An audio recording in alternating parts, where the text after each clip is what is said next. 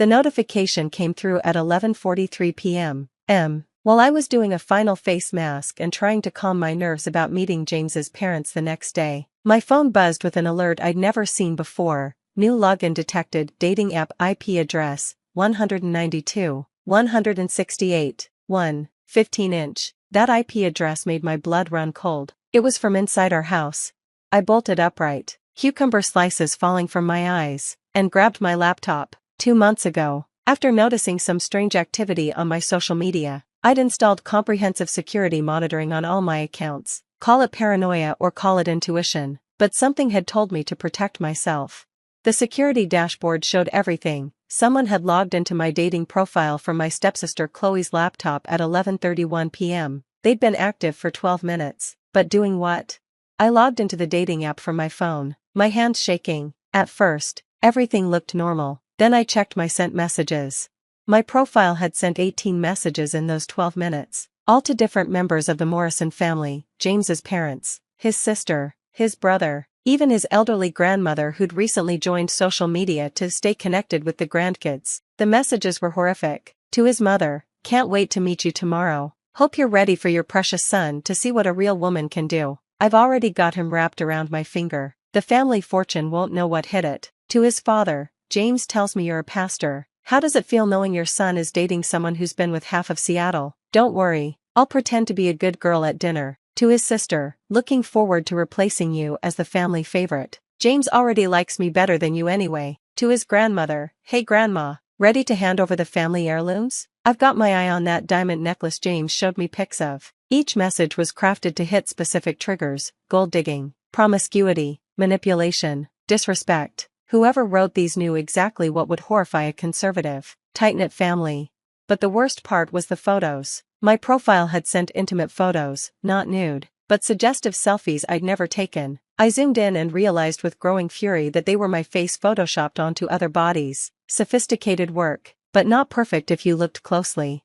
I knew exactly who'd done this. The same person who'd been making snide comments about James since we'd started dating 6 months ago. The same person who'd accidentally mentioned at dinner last week that she'd had a crush on James since high school. The same person whose laptop IP address was now burned into my brain. Chloe. I crept down the hallway to her room, where I could hear her on the phone through the door. Her voice was animated, excited.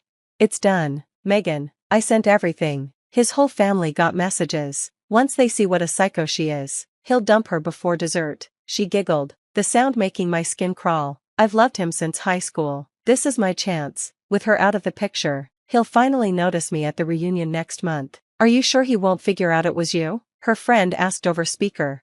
How? I used a VPN to hide my tracks. Plus, I made the messages sound exactly like her. Pretentious. Fake nice. Gold digger vibes. His family will eat it up. Conservative Christians from Texas meeting a Seattle liberal who's after their money? It's perfect. I recorded everything on my phone, then crept back to my room. Rage burned in my chest, but I pushed it down. Chloe had made 3 critical mistakes. First, she'd used her own laptop initially before remembering to use a VPN. Second, she'd underestimated my security measures. And third, she didn't know I was friends with James's sister through work. We'd planned this family meeting together.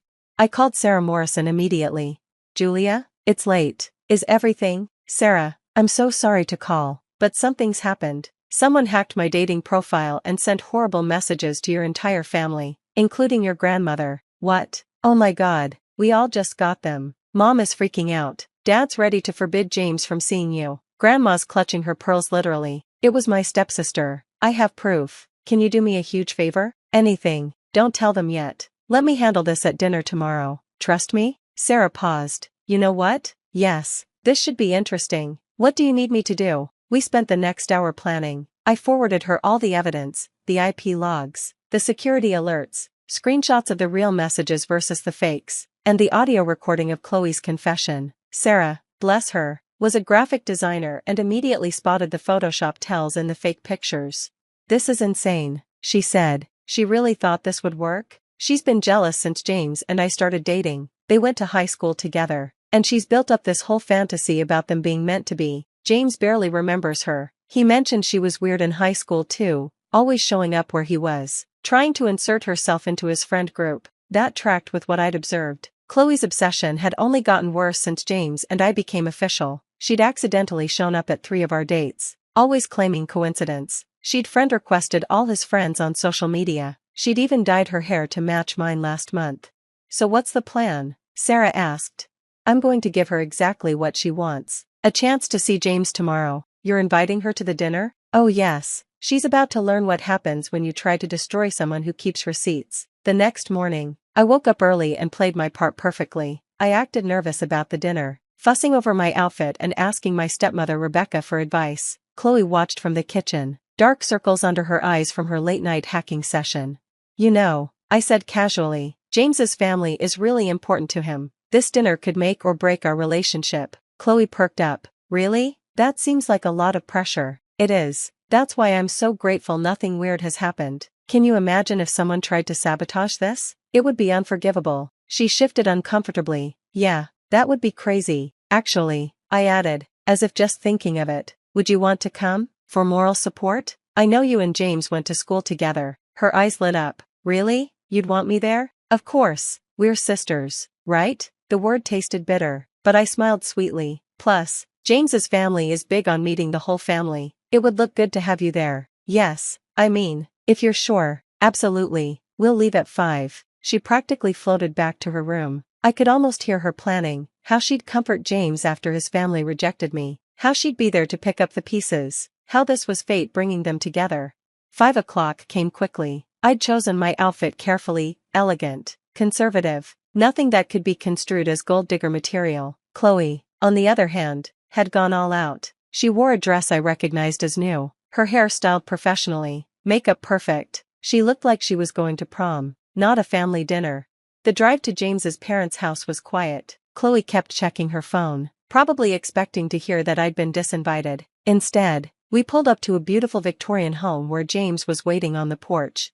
Hey, beautiful, he said, kissing me hello. Then, with clearly forced politeness, oh, hi Chloe, I didn't know you were coming. Julia invited me, she said brightly. It's been so long since we caught up. James shot me a confused look, but I squeezed his hand. He knew something was up but trusted me enough to play along.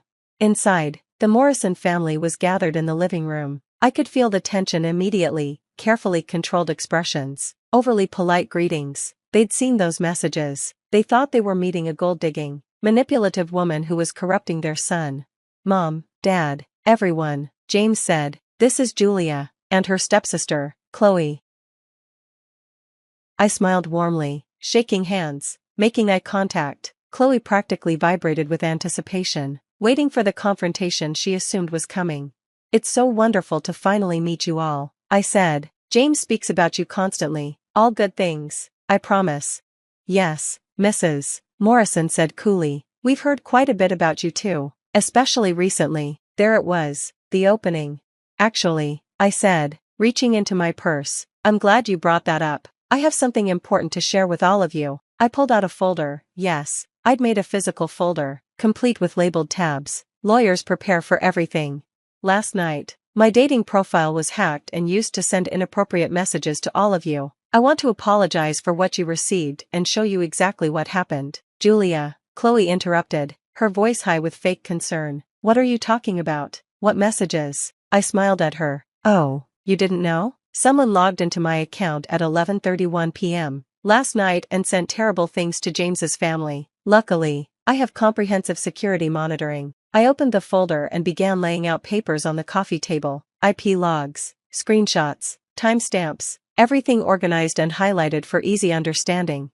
The hack originated from IP address 192.168.1.15, which is registered to a laptop belonging to Chloe Martinez. That's you, right, Chloe? All color drained from her face. That's impossible. Someone must have used my laptop. From your bedroom? While you were on the phone with Megan discussing how, and I quote, once they see what a psycho she is, he'll dump her before dessert? I pulled out my phone and played the recording. Chloe's voice filled the room, clear and damning. I've loved him since high school. This is my chance. With her out of the picture, he'll finally notice me at the reunion next month. The Morrison family listened in stunned silence. James looked like he'd been slapped, but I wasn't done.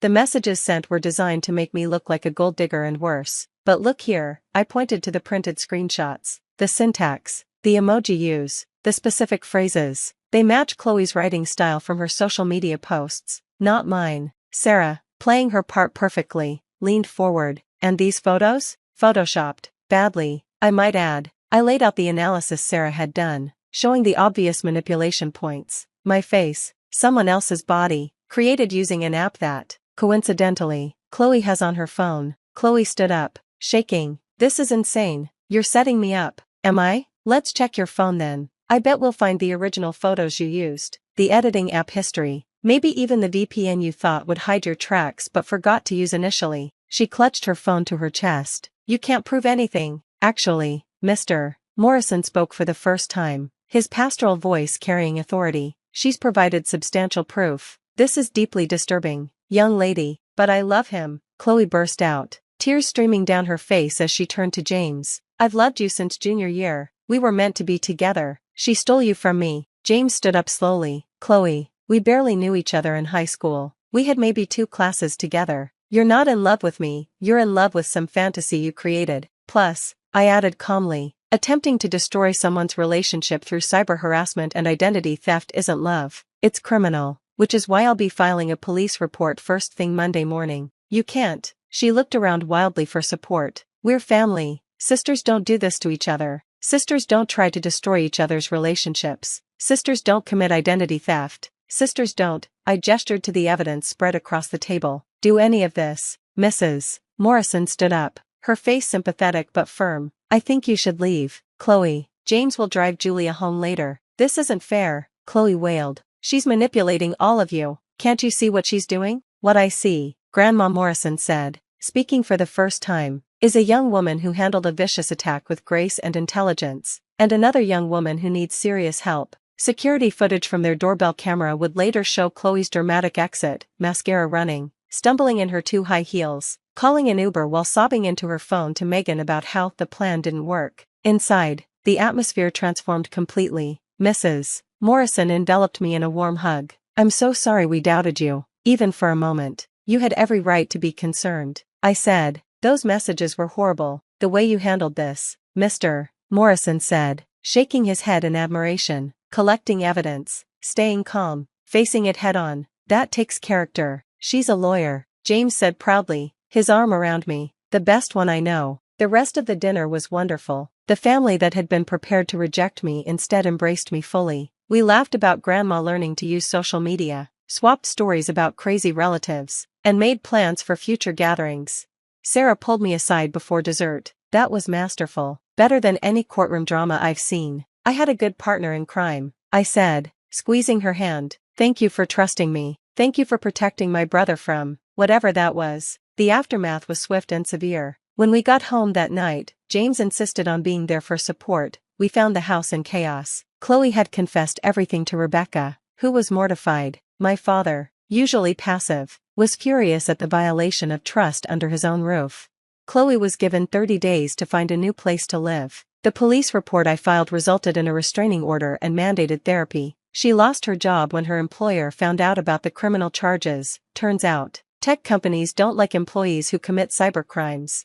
But the strangest part came 3 months later. I received a letter from Chloe, forwarded through her therapist. Julia, I know you probably don't want to hear from me, but my therapist says I need to make amends. I'm sorry, not just for what I did, but for what I became. You're right, I wasn't in love with James. I was in love with the idea of being saved from my own life by some high school fantasy. Watching you that night, how you handled everything with such control and intelligence, I finally understood why he chose you. It wasn't luck or manipulation. You're genuinely remarkable. I'm getting help, real help, and maybe someday I'll be the kind of person who celebrates other people's happiness instead of trying to destroy it. I don't expect forgiveness. I just wanted you to know that I finally see what everyone else already knew. You and James are perfect together. Chloe, I showed the letter to James. He read it twice, then pulled me close. Do you think she means it? He asked.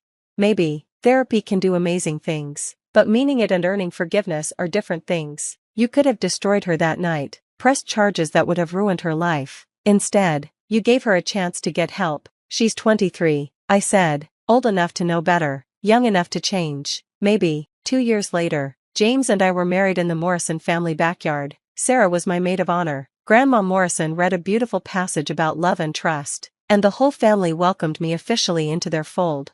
Chloe wasn't invited, of course, but I heard through Rebecca that she was doing better, holding down a job, continuing therapy, even dating someone age-appropriate who didn't remind her of high school. Sometimes I think about that night, the panic of seeing those messages, the sick feeling of betrayal, the careful planning of my response. Chloe had tried to use technology to destroy me, forgetting that technology leaves trails, that evidence can be collected, that receipts can be kept. She'd thought she was playing chess while I was playing checkers. She didn't realize I wasn't playing at all, I was building a legal case. The dating profile she'd hacked has long since been deleted, I didn't need it anymore, but I kept the security monitoring on everything else, not out of paranoia, but out of wisdom. Because Chloe taught me something valuable that night. Sometimes the people who claim to love you are the ones plotting your downfall. But she taught me something else too. When someone tries to destroy your life, you don't have to let them. You can collect your evidence, present your case, and let the truth do the destroying for you. At the family dinner meant to end my relationship, I brought receipts. What I left with was so much more: a family who'd seen me at my best under the worst circumstances, a partner who trusted me completely, and the knowledge that I could face any challenge with grace, intelligence, and a well-organized folder of evidence. Chloe thought she was sending me to my execution. Instead, she sent me to my future, and for that, in the strangest way, I'm almost grateful. Almost.